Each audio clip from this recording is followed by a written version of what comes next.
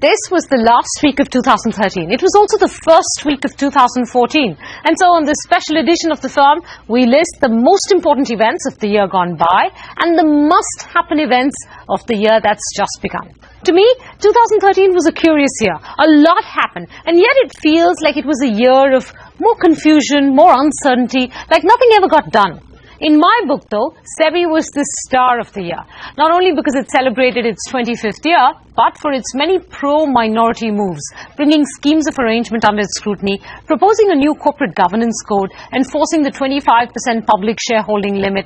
Add to that, FPI, that's the foreign portfolio investor route, call and put options, the whole host of new powers that SEBI got, even though they were temporary, and all this while the regulator was fighting Sahara in court virtually every other day. The other notable stories of the year were Tagda tax bills, talk to Shell about that one, the confusion surrounding FDI policy, the patent battle between public interest and innovator rights, the collapse of NSCL, the first exchange failure in India, and hopefully the last. Empires teetered in 2013. Jignesh Shah, Vijay Mallya, and a whole host of new laws came into force. The Companies Act, well, partially into force, land acquisition, sexual harassment, Lokpal. Unfortunately, the SEBI Amendment Act hangs fire and the ordinance has lapsed twice. Well, that's my list of the most important events of 2013. Let's find out what the experts have to say. 8th August 2013. On a Thursday evening, the upper house of the Indian Parliament gave corporate India a new company law. This company's bill, the core focus of this bill is to enhance transparency, to give good corporate governance. It came in after almost a decade of deliberations, was shepherded by 5 ministers and changed form 4 times. India Inc. rejoiced, but a month later was caught by surprise when 98 sections of the Act were notified by the ministry. The Act envisages several firsts, defines independent directors, mandates auditor rotation, makes way for NFRA, gives dissenting shareholders an exit, and empowers minority investors with class action suits. But for EY's audit head Dolphy D'Souza, changes related to auditors was the most frustrating development of 2013. I think there were a lot of negative developments as far as the auditor is concerned. Rotation is now applicable to practically every company. So you'll have, 300, 400, 500 crores of your revenue that you built over over 100 years, all going at one stroke. And then you have to get that revenue over the next 2-3 years. That's going to be extremely difficult. And imagine the impact that it would have on the quality of audits that you would do, because you'd be so busy farming out proposals. So that's one thing. The other thing is independence rules. So therefore, if your brother or sister is invested in the company that you audit, and even if the investment is as small as a lakh of rupees, you are disqualified as an auditor. So typically, if you have a disgruntled brother, he could buy shares in practically every other big company and you would be rendered unemployed. The other thing is the reporting requirements as far as the auditors are concerned. So reporting on fraud that are in the process of being committed, I would imagine that the auditors would need to have some extra sensory skills which they do not have. And therefore, all of these provisions, Payaswani, would harm the audit profession in the long run, and it would harm audit quality. But Deloitte's chairman, P.R. Ramesh, views Companies Act as the most positive development of 2013. And that's from an accounting perspective. A uniform financial year for all companies, new definitions for subsidiary, associate and joint venture companies, ones that differ from accounting standards, internal control reporting and internal audit to ensure controls are documented and tested. The new law is set to change the accounting landscape considerably. For the first time, it's created a framework for introduction of IFRS. It mandates consolidated financial statements, which is the need of the hour.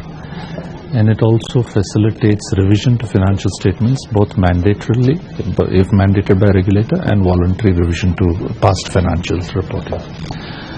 The other positive development in accounting there is the introduction of Schedule 2 for depreciation, which moves away from rates to useful lives. It also facilitates or requires componentization.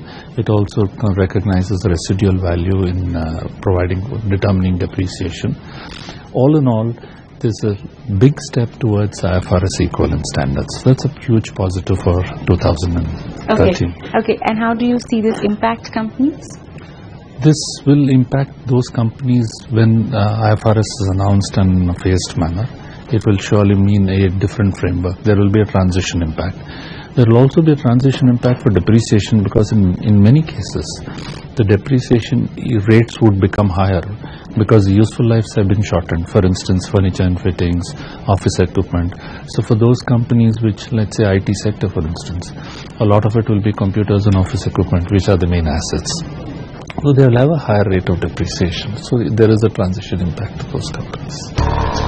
2013 brought departure for shareholder agreements. SEBI permitted preemption rights, including ROFRs, drag and tag along rights and call and put options. But RBI is yet to play ball. But this departure was the most important development of 2013 for AZB's Abhijit Joshi. We have questions on the options being liberalized and therefore what happens to options that were granted before and if enforced now, etc., etc. We have queries. Are any of these agreements being renegotiated in any fashion? I don't think so that they're being renegotiated because the circular has come, but I'm sure if an opportunity affords, for example, if there are second round of investments in a private equity space, then they are going to find the previous put options or call options into the new shareholders agreement. SEBI's circular, sir, and call and put option is prospective in nature. Do you think that someone can take a devious interpretation and say that agreements which had call and put options up until the SEBI circular came were not kosher? Yeah, if somebody wants to act devious, there is always a possibility, and you just need to go to the right lawyer. But having said that, I think the question is whether options were prohibited even under the previous law, and that itself is a question. And that question is capable of being answered in the positive if you go through the entire genesis of the law, the amendment to section 20 of the SCRA, the preemptive circular that of 1960s somewhere.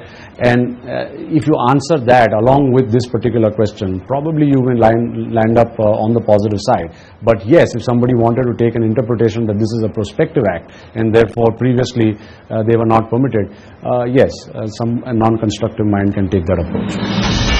And not to forget, SEBI also did some wonderful stuff on the M&A front. It started scrutinizing all schemes of arrangement for adequate disclosures, convoluted structures and exaggerated valuations. It also approved a new framework for consent mechanism, one that makes insider trading non-consentable.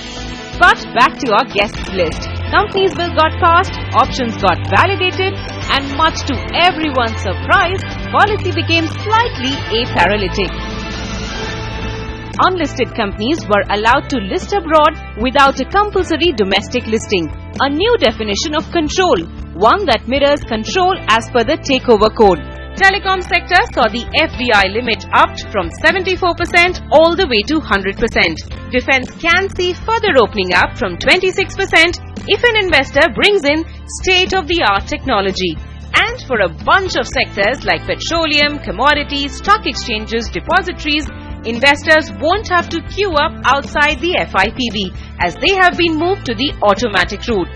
FDI in multi-brand retail saw a revised position by way of a circular and an FAQ that only led to more questions. Nonetheless, movement on policy front featured on the list of corporate lawyers as the third most important development in 2013.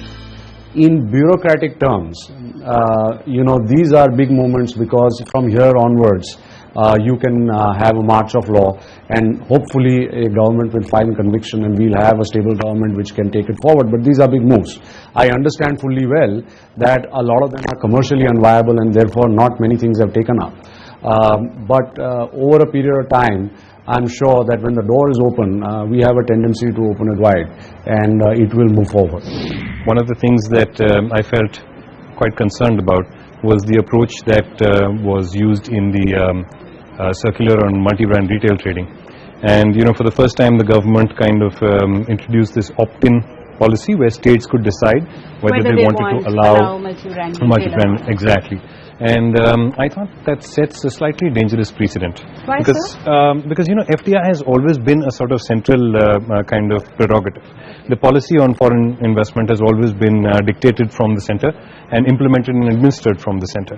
And to suddenly give states a role to play in determining policy, I think is something that may have far-reaching implications.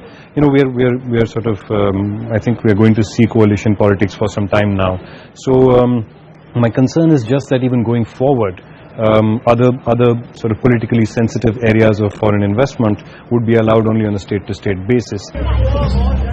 2013 saw another first. Sexual harassment made front-page headlines. A former Supreme Court judge, a high-profile editor, joint secretary of a cricket association, a registrar at a national law school. 2013 put women's issues front and center. Though late by almost 15 years, the Parliament did its bit too.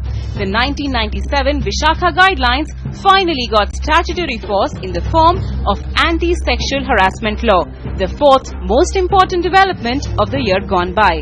Parliament has clearly indicated that they're going to take this matter seriously now, and I believe it's a very good piece of legislation. Some may argue that it has gone too far, and I'm already hearing voices to that effect. But I think on several aspects it's good. It covers people at organized as well as unorganized sector. It defines the workplace very broadly. It defines sexual harassment in a very workable kind of a definition. It's broad enough to cover almost all kinds of misconduct in that area. The tax space kept us busy in 2013, and how? We saw some transfer pricing magic by the department that recharacterized equity as debt. For Shell, the magic came in with a bill of 15,000 crore rupees. Marketing Intangibles saw some untangling with the LG ruling. The Revenue Department's attempts to tax internet transactions by alleging permanent establishment was struck down yet again. OECD put out an ambitious 15-point action plan to fight base erosion and profit shifting. Karnataka High Court declared MAT on SEZs as unconstitutional. Overwhelming response to advanced pricing agreements and not so safe harbor rules were notified. But it's the lack of clarity that tax experts feel was the most frustrating development of 2013. There is not one thing that I can think of in tax where anyone can give a straight answer and feel confident that that the position is something which will not be contested or not be disputed, or if there's another advisor who's involved in that conversation that he doesn't have a view which is different, or that there aren't two courts which don't have different views on the matter. So it's just become very, very difficult to be able to to think, to plan, to advise, to be able to execute or implement any transaction for any aspect which is related to tax, because there is just no certainty. And there are a number of factors which are causing this. So we have retrospective amendments which sort of cause concern about what the interpretation of law today is. And we've had 12 in 2013. We had 28 in the 2012 Finance Act. In the last 4 years, I think we had close to 75 retrospective amendments. Right?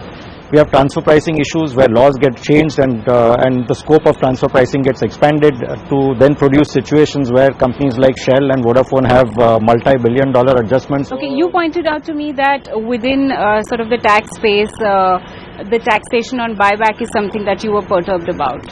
Well, so I think that is an illustration of what I consider, what I regard as laws getting written into the statute when for some stray behavior that might have been observed, which might have been deviant, let's say, or inappropriate. So the question is, we have a buyback provision in the Income Tax Act. There was some logic which must have, based on which the law was written up in the way in which it was.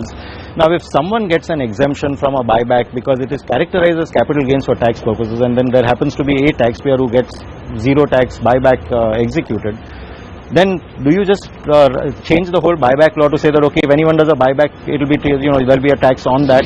You mentioned, Payaswini, about safe harbors being notified and the setting up of the Rangachari committee. There were two mandates which were given to this committee. The first mandate was, there's a huge amount of litigation on IT-enabled services.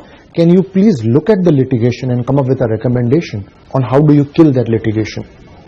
And the second was, on a transfer pricing, Again, huge amount of litigation. Can we come out with safe harbor regulation? And for the first time in the history of this country, the government came out with a circular, CBDT came out with a circular, dealing with each one of those issues to say this is the stand, and on bulk of the issues it came back to accept the stand of the taxpayer. You were a member of the Rangachari committee, sir. Were you disappointed with the final outcome? Thoroughly disappointed, I must say. Thoroughly disappointed because here was a committee which comprised predominantly of government people, people who are in the revenue.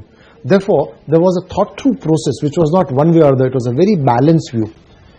And CBDT, I wish if they had not agreed with the view, one could have said, because it's a different point of view. But they agreed, and the only thing that they did was in the circular where we said shall, they put up the word may, and that again became a matter of interpretation.